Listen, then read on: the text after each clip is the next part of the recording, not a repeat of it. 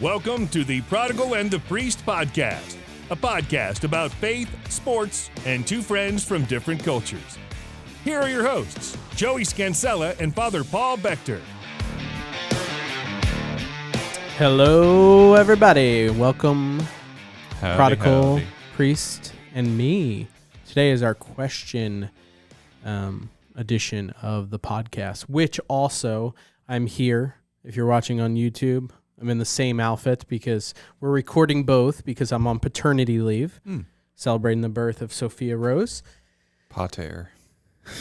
But I am here because I'm committed to this podcast. And also Marcy had other work to do.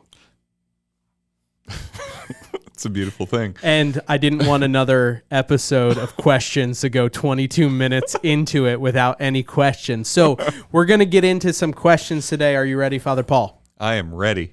Let's do this. Do you have your computer? No, Nope. you don't. Okay. I can get it. No. I'm gonna turn my laptop towards you so you can read a question. I thought somebody was being funny, being like, I'm Uncle Joe, just, I don't know, making fun of my Italian heritage. Because your name is Joey. I didn't even think of that.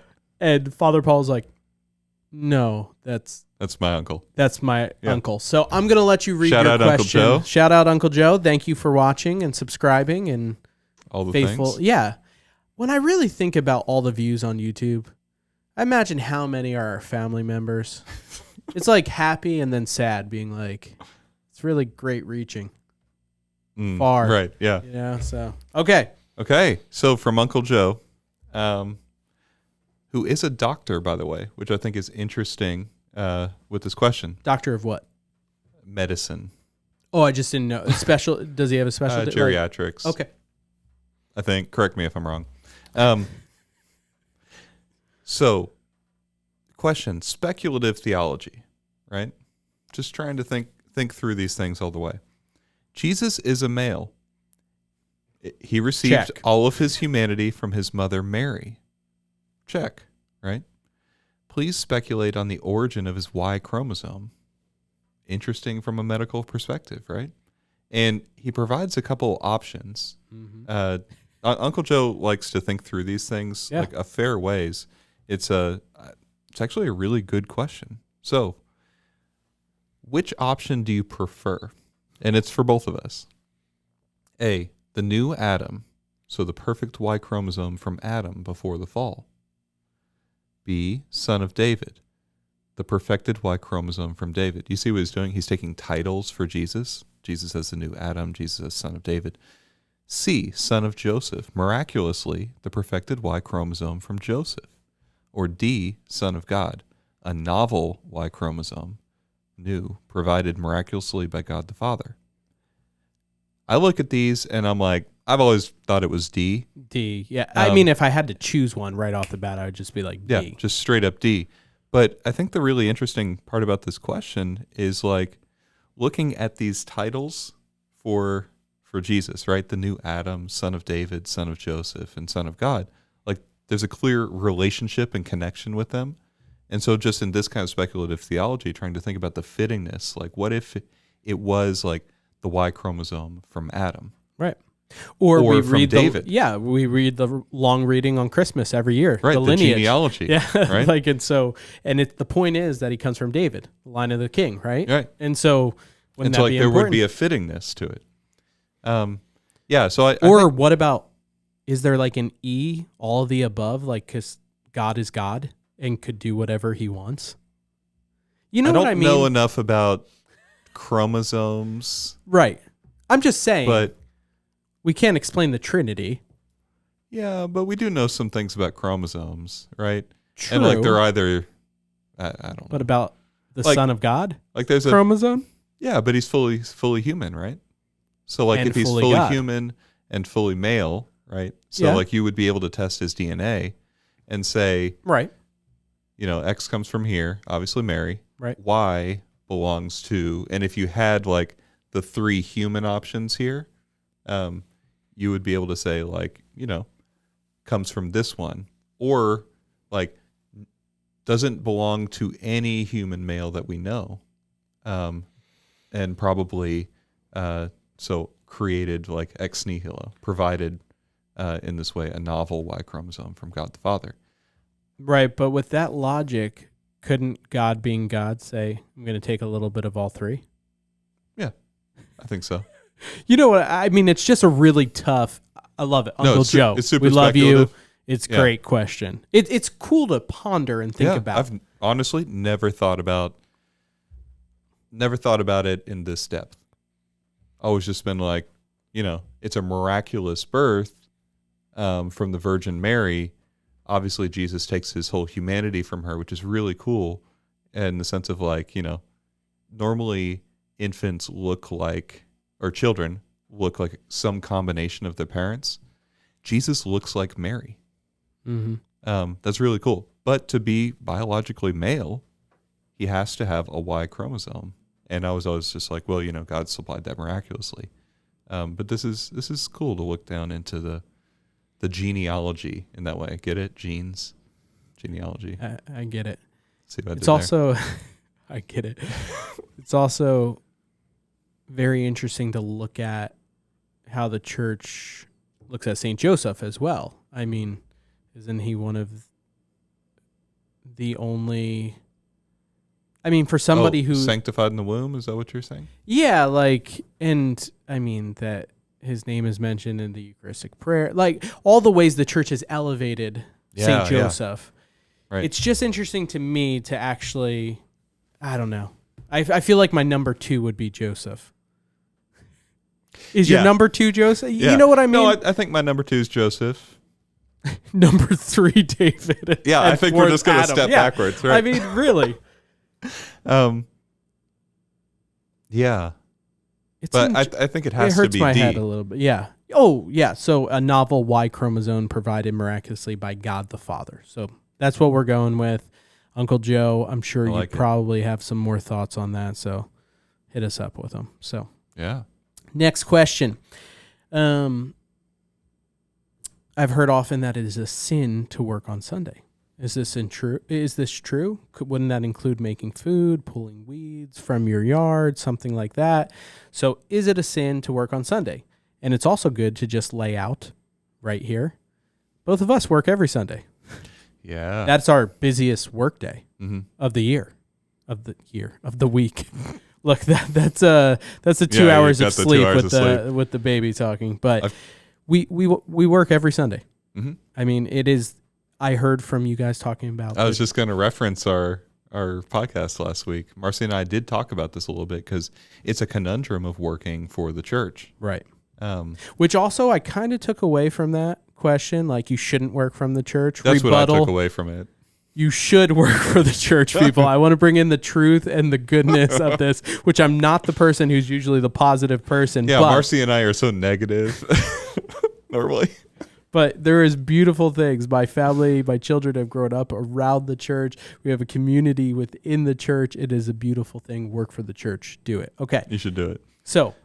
Yeah. So, but what about cooking food or, Then if you don't cook, you order out, but somebody else is cooking.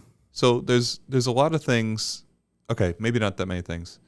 I think once we realize that remember the Sabbath day to keep it holy is a commandment that actually does bind us. It's a commandment by divine law that was not superseded somehow. Right. With the introduction of the new covenant. Then we're like, oh no, what does that look like? Especially if we're like, that's really beautiful. I want to take it seriously. And we'll look towards Judaism sometimes because we're like, well, they take the Sabbath very seriously. And then we'll start to see some of the things that they do to protect the Sabbath day and be like, do we have to do those too? And I think that's where things like, can I cook? Because there's a prohibition in Judaism. It depends kind of how you approach Judaism, how strenuously you follow these different prohibitions, or strictly you follow them, but like not to light a fire, right? And so that could be taken all the way into don't use electricity, and prepare your food beforehand. And like there's some really beautiful sides to it where it's like you really do have to just totally prepare to enter into the Sabbath, right? Because you can't do anything. Like you can go for walks, you can pray, read the Torah, like that's pretty much it. So there's a real beauty to it. But short answer, no, Christians are not bound to the same level of specificity in those details as people are in Judaism. We can cook, but specifically, like, what does it mean in the Catechism or in the precepts of the church when it says, like, abstain from servile labor? That doesn't mean physical labor. That means the kind of work that you do to earn your living. Thank you. Yeah. So I think for many people, something like yard work and cooking a big meal are great ways to spend the Sabbath, to keep it holy, as long as, it's done for God's glory. Yeah. Because that's not what we do, or what many people do to earn their living. You're not getting ahead using this free day to get ahead to prepare for the week. Rather, you've used the end of the week to prepare to enter into this day of leisure and worship by glorifying God. The primary way we sanctify the Sabbath is to attend Mass on Sunday and give glory to God through our participation in the Mass. There's nothing greater than that, but it doesn't stop there either. So I'm sure a lot of people are curious because they're like, Father Paul, we love you. Well, what does he consider the line? So I'm going to name a few things, and just for you personally. Yeah. Is this okay? Or you're like, no, I wouldn't do that. Mm-hmm. Would you go out to a restaurant on Sunday? I would. Would you do yard work? I would. Cook a meal? Yeah. Would you file your taxes? No. Would you go over budgeting with your family? No. Would you have a campfire? Yes. Okay, that was an easy one. Would you watch the Cowboys? Yes, although I have considered a couple times recently not watching the Cowboys because it brings me down every time because they're such an underachieving, frustrating team. But more seriously, I've considered, like, I can't watch that much football on a Sunday as it is because I'm involved with all the masses on Sunday. Right. It would be a good thing. I think it would be a good and meritorious thing to say, I'm not going to watch any football on Sunday, even though that's the only time pretty much except Thursday night and Monday night that the NFL's on, and Right. I very much enjoy watching the NFL. I think that's a good thing to do. I don't think we're prohibited from it, right?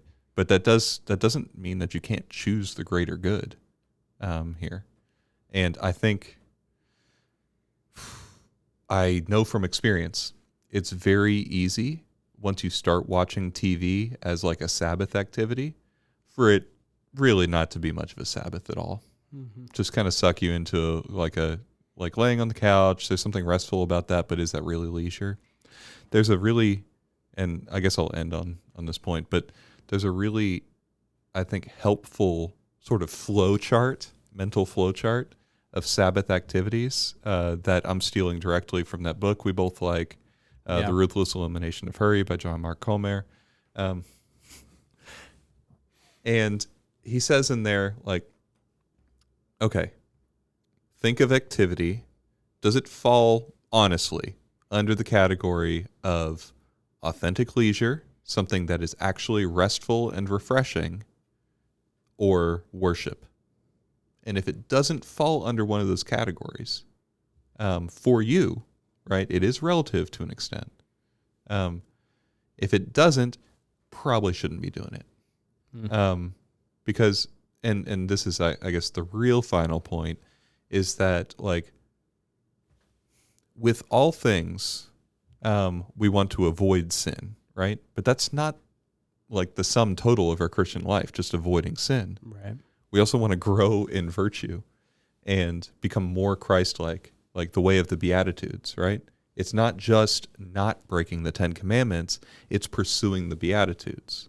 And as long as we are going to Mass on a Sunday, fulfilling our obligation in that sense, and abstaining from servile labor, like, I don't think that that you're going to be sinning, breaking the commandment to observe the Sabbath day and keep it holy. But does that mean like stop there? Or does it mean this is a great gift that was given to us that is a participation in God's own eternal rest and the rest of paradise that we're called to, and we want to take, I guess, as much advantage or enter into that gift as fully as we can. So like something like not watching TV, I think is a really great way. Credible. To enter into the Sabbath. Very Unplugging tough. as much as you can. Very tough, especially during football season. But maybe that's a sacrifice that you want to make for the sake of your family as well, to teach them how to remember the Sabbath day to keep it holy. Man, it would have been the year to give up like TV for Lent this past Yeah, because there was Lent. nothing. Just nothing at all. All right, great question. Thank you. Okay, Brian asked one, and I'm just going to preface this by saying we've gotten a lot of questions regarding voting and the election, our feelings on it, different things. Let's just get a few things out there before we ask this specific question. It's very hard to answer these because the Catholic Church does not endorse one political party. Mm-hmm. Second, when we start to put our own personal feelings and how our conscience has been formed out, it opens up to us different opinions from the outside and different as employees of the church, we're asked to refrain from speaking on this issue. Third is, this is just totally messy. Let's just be honest. This is a messy election, a messy situation. There are so many articles going out there. There are so many Catholics being like, I'm voting for this. Other Catholics being like, I'm voting for this. This is what's important. No, this is what's important. That it's a plain mess. And we're not really at liberty with this podcast being a St. Anne podcast to share our personal opinions on it. Yeah. So I just want to put that out there as a disclaimer that it's tough for both of us because we have strong opinions on everything, including this.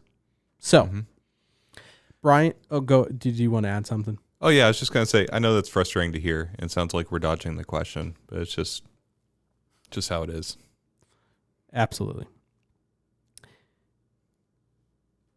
So Brian asks, I've seen I always get lost here.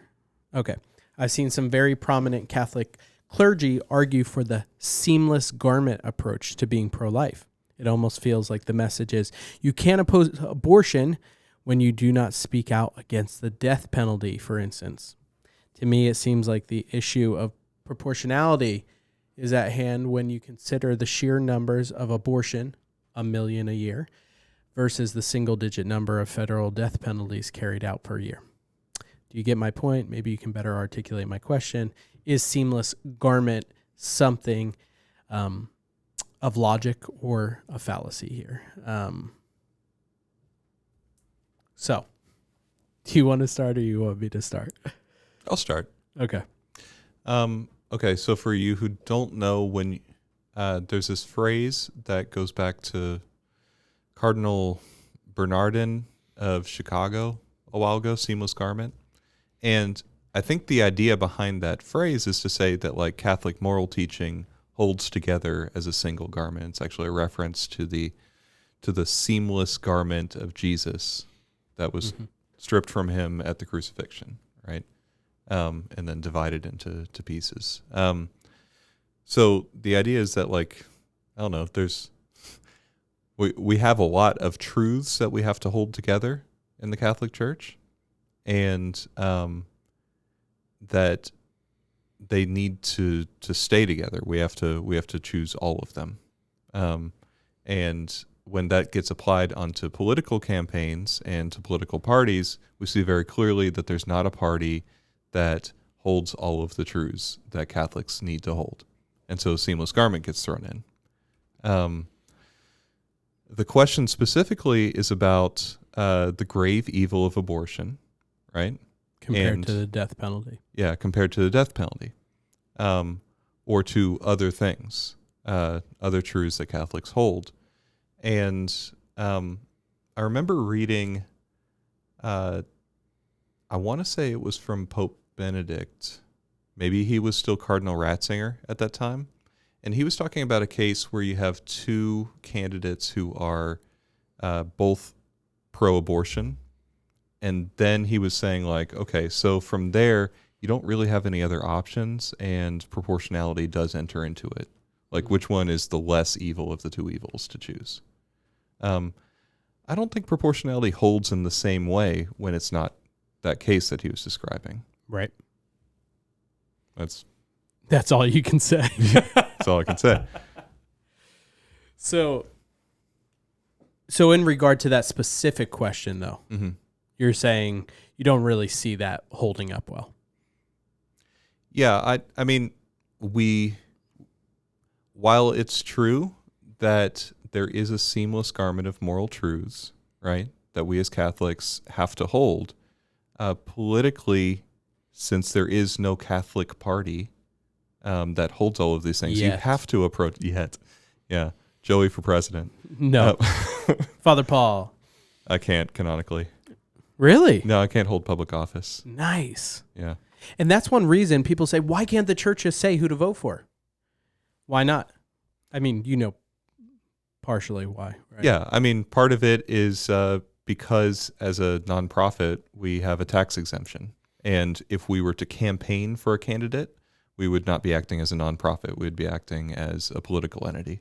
But isn't that interesting? we do Aren't have- there other nonprofits that like make it pretty clear? I don't know how it works, but like we do have a clear commitment to the truth and an obligation in conscience to like hold to the truth. Otherwise we become like those shepherds that Ezekiel talked about, who are, not keeping watch over the flock and not denouncing evil where they see it. So right. The church is called upon to be prophetic in this. And just with this specific issue, like, I don't think seamless garment is a helpful way to look at it when you have to approach each issue of justice and peace and morality one by one. And correct me if I'm wrong, this is not a proclaimed teaching of the Catholic Church, seamless garment. Correct? Like no. I mean, that's a phrase. I don't think it's anywhere in the official documents. I think, like you said, who is it? Could I'm be looking Cardinal up here. Bernardin. Yeah, of Chicago, right? Yeah. He's the one who made it first. Yeah. I have a book of his that I haven't read, but I know that's where that phrase comes up. Yeah, I guess they're arguing here that it comes from John 19:23, the seamless robe of Jesus. Right. Yeah, all at the that. crucifixion. But I guess the reason I ask that is because I don't look at it as the same as here are the 4 Marian dogmas, right? Right. Yeah, it's true. Like, is this Catholic Church teaching? Oh, seamless garment? No, right? I mean, Isn't it Catholic Church in a sense, opinion? yes, because like if it just refers to like the fact that we have a lot of moral truths that we have to defend all of them, then yes. Right. If it means that like, I don't know.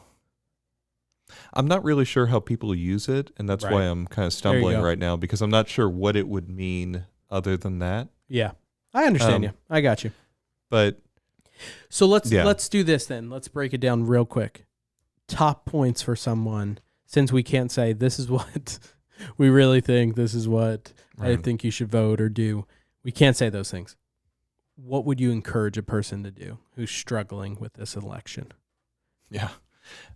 Pray. Yes, pray, fast.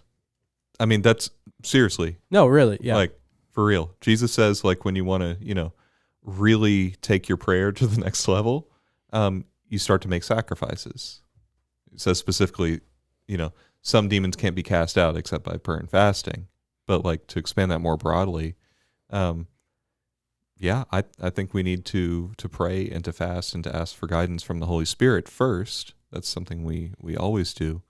The USCCB put out a document called Faithful Citizenship, and it's kind of long, but it is pretty solid. It's from our bishops in the United States. Right. And I think that has all of our principles for voting contained in there quite well. How to put it? We have an obligation as citizens of a country, in accord with the fourth commandment, to keep to honor your father and mother. Right, a species of honoring your father and mother is patriotism. It Right. is like honoring your country in the proper way and being involved, civic engagement, you could call it. Right. So, like, as Catholics, we can't just say like we're not of this world. We do have to get into the messiness and dirtiness, Right. and often, choose between two evils. But we have to make that choice in an informed way, in accord with the teachings of the Catholic Church. I think you'll find those well laid out specifically for this purpose by the bishops in this Faithful Citizenship Yeah. document, which you can find on their website, usccb.org. A formed In all conscience. things, charity, like that's. I haven't lived that long, I guess, but I don't ever remember our country being so polarized and divided as right now. And I'm afraid that there are going to be widespread riots after the election. Like that our country is just going to be turned upside down completely, even more than it is right now. Yeah. And so, like, charity in all things is to fix our eyes on Christ and seek Him, even when it's hard, even when we have to be prophetic, and even when we're persecuted for it. You have to fix your eyes on Christ. I guess final note there, the day we're recording this is the feast of Saint Bruno. He was the founder of the Carthusians, and they're this beautiful order. I don't have time to go into them, but the movie Into Great Silence is about their order, and a really beautiful movie.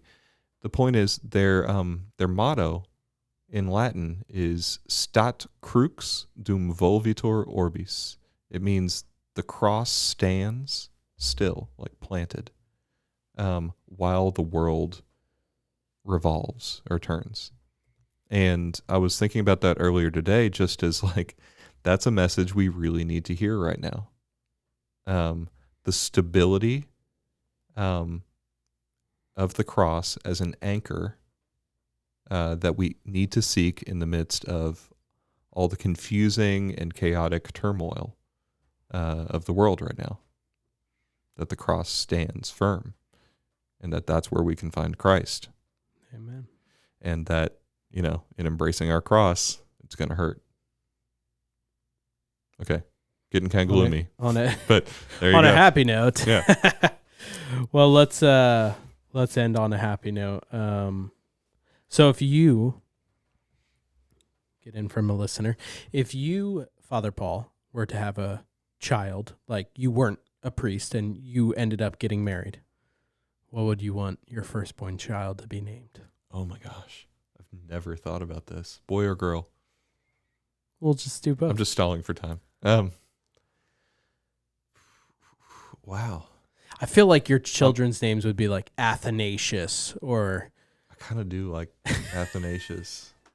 No offense against anybody who's named Athanasius. I just think you don't hear that name very often. Yeah. You're just pulling out like Eucharistic Prayer 1. Just like... Yeah, I think I would want to just march my way through the canon. So start with Peter and move down from there. Excuse me. And I don't know, I guess start with Mary.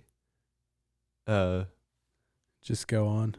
And just work my way down. Like, I do think that Lucy, for instance, is a really nice name that's in the canon. Which, Dom, our son, was supposed to be Lucy. If he was a girl, he was going to be Lucy. Oh, wow. And then we had a friend who had a daughter, Lucy, so we're like, oh, we can't. And then Marcy and Jordan, our good colleague and good friends, they had a Lucy. Yeah, so the we're podcast like, zone, Marcy combo. Yeah, exactly. We can't go back to Lucy now, but Dom was supposed to be Lucy. We didn't know the gender before he was born. Interesting. So coming out, he would have been Dominic or Lucy. Yeah. Maybe I would go Helga. Something like a strong Germanic name. You would. What is the nickname of that? Hell? Guh. I don't know. Hey, Guh, come here. I have never thought about like what would baby names be. It's not easy. I'm trying not to overthink it and just throw out names. It's still not easy. It's hard. It's hard. Thank you everybody for submitting questions. Continue to do that at stannparish.org/PTP or prodigalthepriest@gmail.com. We love you all. Take care. On behalf of Joey Scansella, Father Paul. God bless.